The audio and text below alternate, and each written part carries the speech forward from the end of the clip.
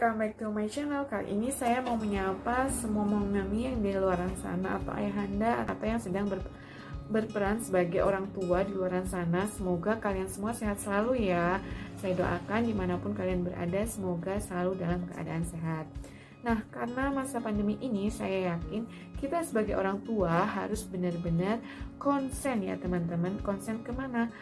Ke dalam menjaga anak, dan juga kita harus memberikan perhatian atau pembelajarannya lebih dibandingkan biasanya. Pastinya ini membutuhkan tenaga atau meluangkan waktu yang lebih banyak lagi, ataupun pikiran Anda terkuras karena ini kebanyakan anak-anak kita itu disuruh standby atau sekolah dari rumah saja. Nah, ini pastinya kita harus bekerja ekstra sebagai orang tua. Bagaimana sih supaya anaknya itu tidak bosan, supaya anaknya itu tetap semangat belajar. Nah, jadi dan juga ingat sebagai orang tua kita jangan terpancing emosi ya. Kalaupun anak kita masih kurang mengerti ketika kita ajarkan, siapa tahu memang kesalahannya di kita karena kita belum bisa secara pandai untuk mengajarkan anak kita ya mami. Nah, ini mungkin ada beberapa saran dari saya ya yang sudah saya lakukan, yang sudah saya terapkan ke anak saya, meskipun anak saya belum sekolah ya, tetapi mungkin bisa ditiru atau mungkin bisa diadopsi oleh ayah dan bunda semuanya, agar untuk mengurangi kejenuhan atau kesetresan yang bunda dan anak-anak alami selama pandemi COVID-19. Kita sebagai ibu ataupun orang tua di saat pandemi COVID-19 ini memang dituntut untuk lebih ekstra lagi ya, ekstra belajarnya. Belajar mungkin secara belajar materinya, belajar kesabarannya, belajar menghadapi tantrum anak ketika anak susah untuk diajak belajar, ataupun lebih kreatif lagi bagaimana memberikan media pembelajaran yang lebih menarik lagi dan lebih mungkin disukai oleh anak ya. Dan kita harus pandai memanage emosi kita agar nggak ada kata-kata ibuku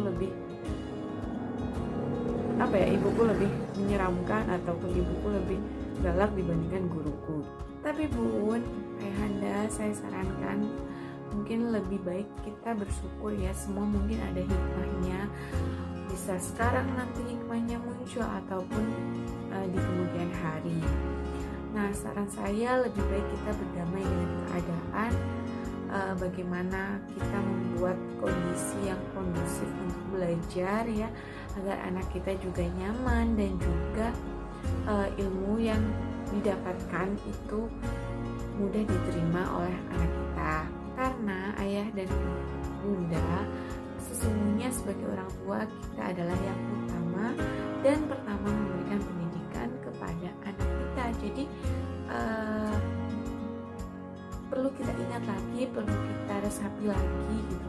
Kita sewajarnya adalah guru yang pertama dan utama untuk anak kita. Jadi ini mungkin masa dimana kita harus mengingat pernyataan tersebut ya. Jadi mungkin selama ini kita lupa banyak meluangkan waktu di luar sana, tetapi kita masih kurang memberikan pendidikan untuk anak kita karena kita sudah mungkin berprinsip kita sudah mensekolahkan anak kita di sekolahan yang mahal, tentunya dengan guru-guru yang memiliki kualitas yang baik.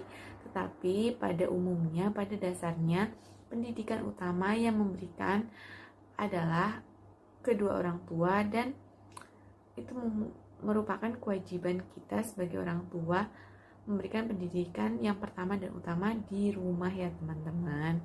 Saya mungkin hanya ibu rumah tangga biasa ya teman-teman, tetapi saya memiliki mimpi yang cukup tinggi dan saya sedang mempelajari bagaimana Fitra Based Education, dan saya mengaplikasikan sedikit demi sedikit untuk pendidikan anak saya.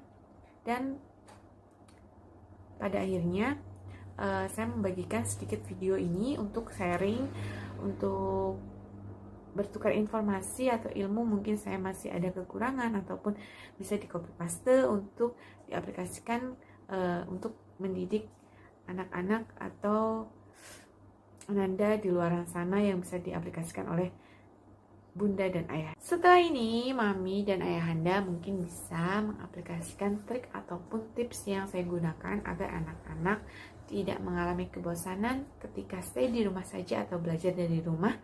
Nah, karena saya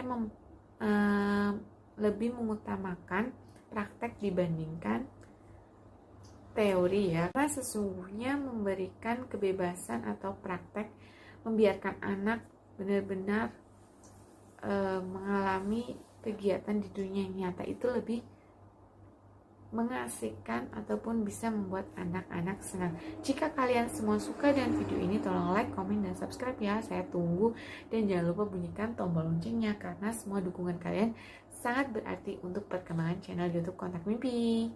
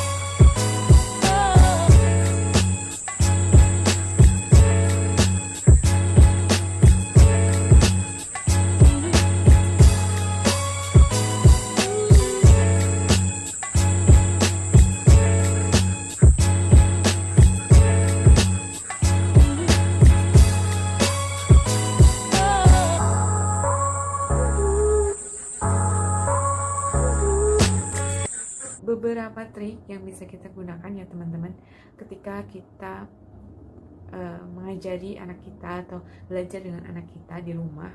Itu mungkin kita harus membuat beberapa konsep, diantaranya kita harus menentukan tujuan. Hari ini anak kita mau belajar tentang apa. Setelah itu kita harus, yang kedua yang perlu disiapkan, kita harus memiliki awalannya apa.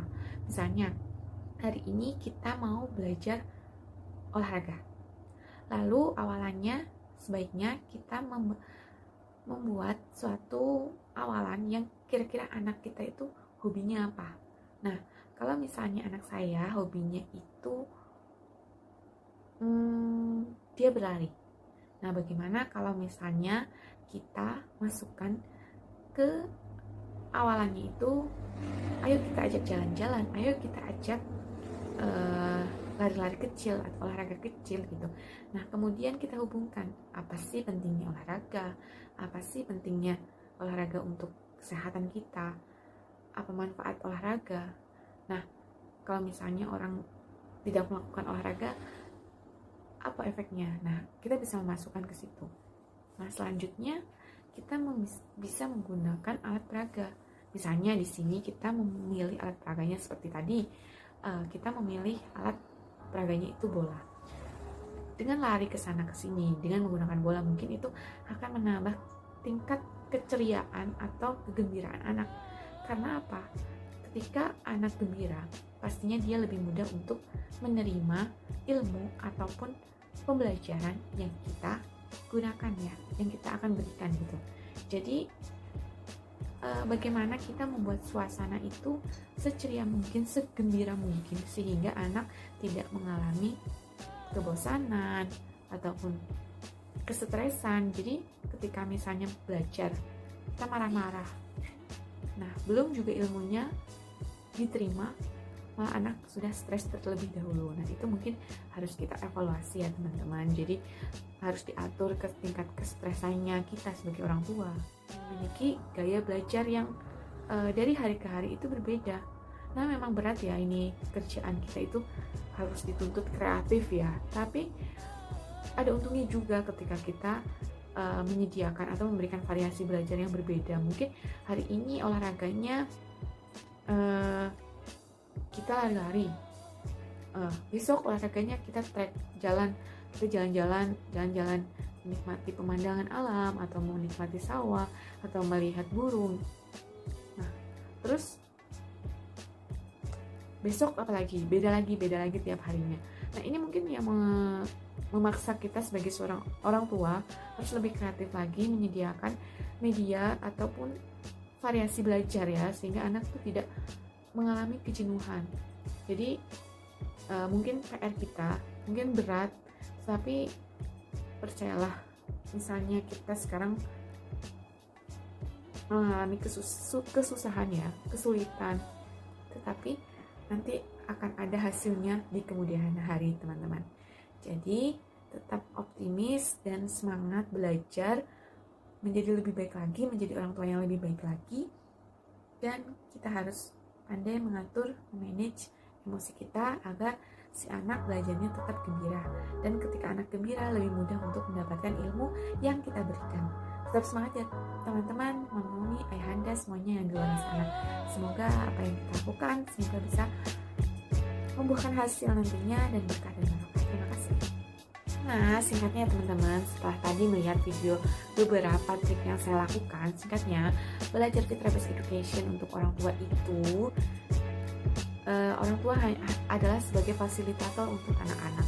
Nah, kita sebagai orang tua juga tidak bisa memaksakan kehendak kita, kemauan kita, karena anak-anak pada hakikatnya semua anak-anak itu memiliki fitrah ataupun memiliki naluri ataupun memiliki keahlian yang berbeda-beda, tidak bisa disamaratakan satu sama lain. Dan keunikan itu kitalah yang bisa memupuknya, kitalah yang sebagai fasilitator yang baik, sehingga kita bisa mendapatkan buah yang baik juga. Jadi semua anak-anak itu spesial, jangan pernah disamaratakan, jangan pernah ada pikiran, oh anak saya pengen jadi seperti si A, anak saya pengen jadi seperti si B. Nah itu akan menjadi bumerang untuk kita sebagai orang tua, karena tidak ada yang tahu pada akhirnya nanti